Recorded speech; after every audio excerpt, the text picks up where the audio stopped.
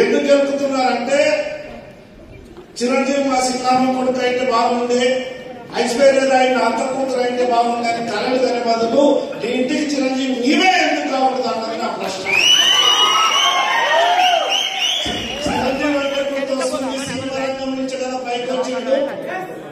మహేష్ బాబు సైకి వచ్చిందంటే back side లో లాయన్నాడు, వెంకటేష్ కో లాయన్నాడు, నాగార్జున కో లాయన్నాడు. చిరంజీవి ఒక్కడే స్వయంకరిస్తుడు పైకి వచ్చి సక్సెస్ కావడం వల్ల వాళ్ళ వంశంలో బీద వాళ్ళు అనే వాళ్ళు లేకుండా వెళ్ళిపోయారు.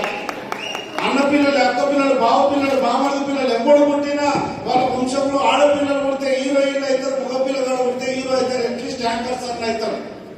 ఇన్కమ్ సంపాదిస్తే మీ పిల్లలు హీరోలు హీరోయిన్లు కాకపోవచ్చేమో కానీ హీరోలక హీరోయిన్ లెక్క బతుకుతారని గుర్తు చేస్తున్నా. ఆ రోజు చిరంజీవిని ప్రూవ్ చేసుకోవడానికి ఆ దేవుడు సినిమా అవకాశం ఇస్తే అదే దేవుడు నిన్ను నువ్వు ప్రూవ్ చేసుకోవడానికి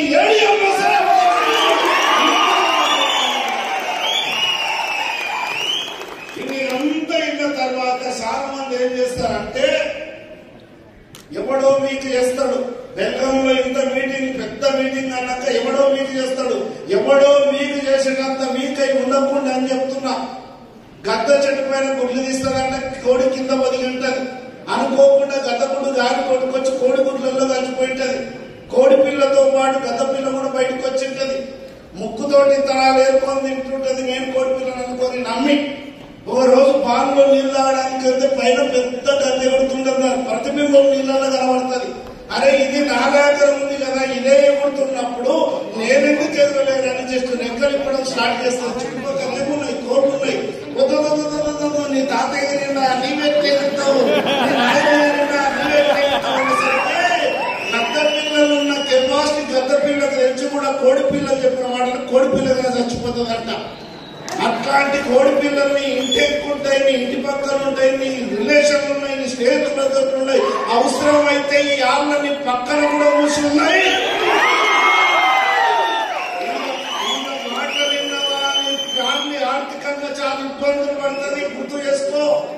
ఈ రోజు ఇన్ని రోజులు ఇలా మాటలు విన్నందుకే సగం జీవితం సంకనాకింది నీది. ఈ సొసైటీ ఎట్లుందంటే పైసలు ఉన్నోడు చదవని పైసలు ఉన్నోడు పడతాడు. పైసలు సంపాదించడానికి చదవడితే మనకు పైసలు వస్తాయి. నీ సీనియర్ సంపాదించిన చేతులు పట్టారు. లాస్ట్ ఒకటే 2 నిమిషాలు క్లోజ్ చేస్తా. ఇంకోటి సబ్కా మాలిక్ ఏకై भगवत बैठो एक मिनट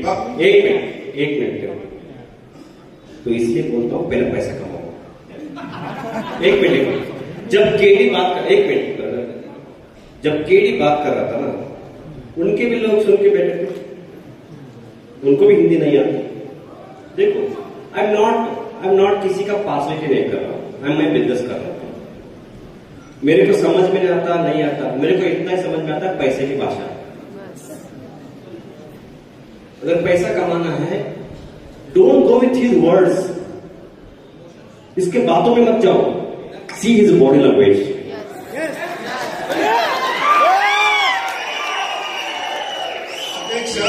केडी किधर है? केडी अभी तेलुगु लोगों को बोलता हूं, don't go with his words, see his body language, see is confident. Right? So ये जो क्या बात कर रहा है मुझे भी समझ नहीं आ रहा, बट मुझे ये समझ में आ रहा है कि भाई इसमें दम है। देखो सर उनका ट्रांसलेशन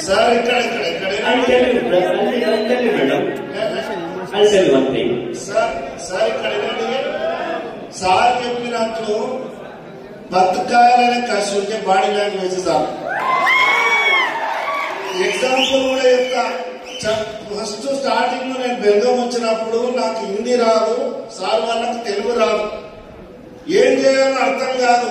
సారు మాటలో కాన్ఫిడెన్స్ చూసినా నాకేం అర్థం కాకపోయిన రోజు 50,000 వస్తాయని అర్థమైంది. ఇది చాలు.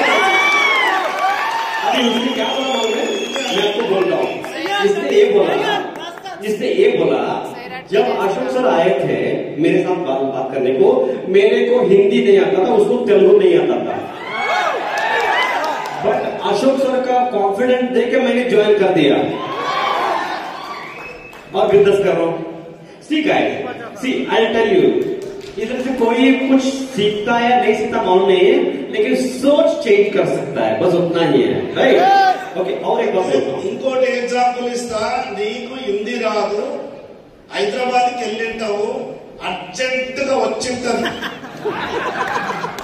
అర్జెంట్ ఇట్లా అంటావు, ఉదరు చావు అంటాడు, ఉరుకుతావు, ఇది చేస్తావు. బాడీ లాంగ్వేజ్ అవసరం. इसको हिंदी में ट्रांसलेट करने का बोलो। రైట్. అయితే ఇంకోటి 2 నిమిషాలు. ये रंडे एक घंटा అయితే ఇక్కడ చూడండి సార్, సబ్కా మాలిక్ ఏకే, అందరు దేవుళ్ళు సమానమే.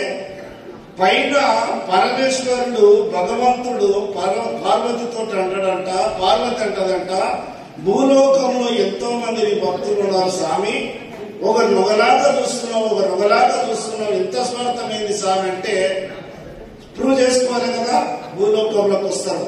లేదు పరమేశ్వరి, నేను అందరినీ సమానంగా చూస్తున్నా, సమానం అవకాశం ఇస్తున్నా, వాళ్ళు కరెక్ట్ వాడుకోనప్పుడు నన్ను ఏం చేయమంటావు అంటే మీరు ప్రూవ్ చేసుకోవాలి. భార్య భర్తలు ఇద్దరికి కొట్లాడుతుంటారు ఫ్యామిలీలో, డోర్ కొడతారు వీళ్ళు వచ్చి, పార్వతి పరమేశ్వరుడు. ఏమమ్మా మేము పార్వతి పరమేశ్వరులకు ఏం కావాలమ్మా కోరుకో అంటే, మీరా పార్వతి పరమేశ్వర్లా వెటకారంగా మాట్లాడతాడు. ఫస్ట్ భార్యకి ఛాయిస్ ఇస్తాడు, ఏం కావాలమ్మా కోరుకో అంటే, స్వామి ఈడు తింటాడు, పండుతాడు, పంది బలిచినట్టే బతుకుతాడు, పంది కావాలంటే తదాస్తు అంటే భర్త పంది అవుతాడు. అప్పుడు భర్తకు ఛాయిస్ ఇస్తాడు, భర్తను అడుగుతాడు, ఏం కావాలని ఆయన కోరుకో అంటే, స్వామి ఇది గాడిద తింటినట్లే తింటది, ఏం పని చేయదు స్వామి, గాడిద కావాలంటే భార్య గాడిద అవుతుంది. భార్య గాడిదే, భర్త పందే, ఒకరి ముఖాలు ఒకరు చూసుకుంటారా, ఎంత తప్పైంది స్వామి, మమ్మల్ని యథాస్థితికి తీసుకురా నాయన అంటే తదాస్తు అంటే మనసులు అవుతారు. సూర్య పరమేశ్వరి, నేను ఇలా అవకాశం ఇస్తే దుర్వినియోగం చేసుకుంటే ఏం చేయమంటావు అంటే, నువ్వు మాయగాడవు నాయన, మాయం చేసుకున్నావు, నేను నమ్మ అంటే ఇంకోరింటికి అవుతావు. వెళ్ళిన తర్వాత నాయన నీ తపస్సు మెచ్చుకొని తిరిగి వరాలన్నీ అయిపోయినాయి, ఒకటే వరం ఉంది, ఏం కావాలని ఆయన కోరుకు అంటే, అప్పులోళ్ళు కొట్టి సంపుతారు, అంత ప్రెజర్ లో ఉంటాడు.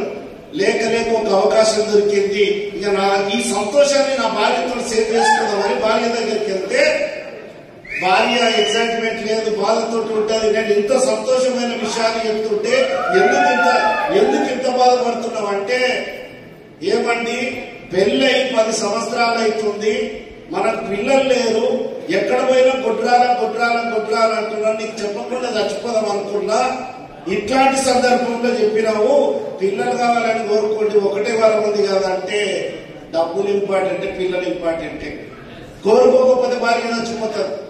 ఇలాంటి పరిస్థితుల్లో టైం ఉంది కదా అని వాళ్ళ మమ్మీ దగ్గరికి వెళ్తాడు, అమ్మ పైన పార్వతి పరమేశ్వరుడు ప్రత్యక్షమైతే నా పరిస్థితి ఇలా ఉంది, నీ కోడలు ఇట్లా అంటుంది, నేను ఏం కోరుకోవాలమ్మా అంటే, ఆమె అంటది, బిడ్డ ఏజ్ ఉంది, ఎప్పుడైనా పిల్లలు అవుతారు, శక్తులు ఎప్పుడైనా అప్పులు తెరుపుకుంటారు, పుట్టిదాన్ని బిడ్డ కళ్ళు లేవు అని కోరుకోరా, చూసి చచ్చిపోదాం అనుకున్నాం. ఈ పరిస్థితి నీకెదురైతే ఏంటి చూడు, ఆయన ఆన్సర్ ఒకటే నిమిషం సార్, ఒకటే నిమిషం.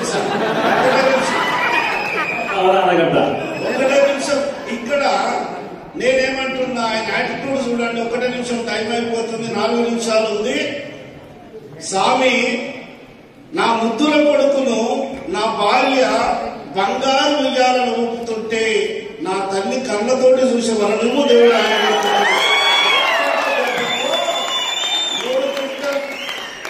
సార్. భగవంతుడు ఏడిఎంఎస్ అనే ఒక అవకాశం ఇచ్చిండు, వాడుకుందాం సార్. లాస్ట్ ఒకటే నిమిషం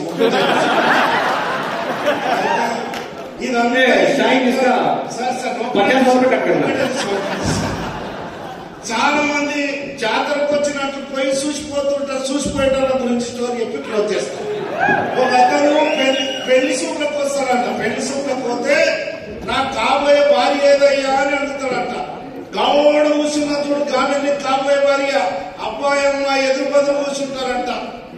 అబ్బాయి అమ్మాయి వాళ్ళ మమ్మీ నా కాబోయే అంటే గాడు కూర్చున్నాడు అని చెప్తే ఆమె టీ తీసుకొని వస్తుంటే అబ్బాయిని చూడంగానే కళ్ళు తిరిగి కింద పడిపోతుందంట. అరే ఎందుకురా నేను అమ్మాయిని చూడడానికి వస్తే ఈమె పడిపోయిందని వాడిని చేసుకెళ్తే ఎందుకు మేడం ఇలా పడిపోయిందంటే ఈ ప్రపంచంలో ఎవరికైనా నా బిడ్డలు ఇస్తా ఇంటి మాత్రం నేను ఇయ్యాలన్నదంట. గజి కుక్క కనిపిస్తా గలీజ్ గారు కనిపిస్తా ఇంటి మాత్రం నేను పిల్లని ఇయ్యాలన్నమాట. ఎందుకు మేడం ఏమైందంటే ఏమి లేదయ్యా, నాకు పెళ్లి కాక ముందు అప్పట్లో నా పెళ్లి సూట్లకు కానీ నన్ను చూడగితే వచ్చిందే వీడు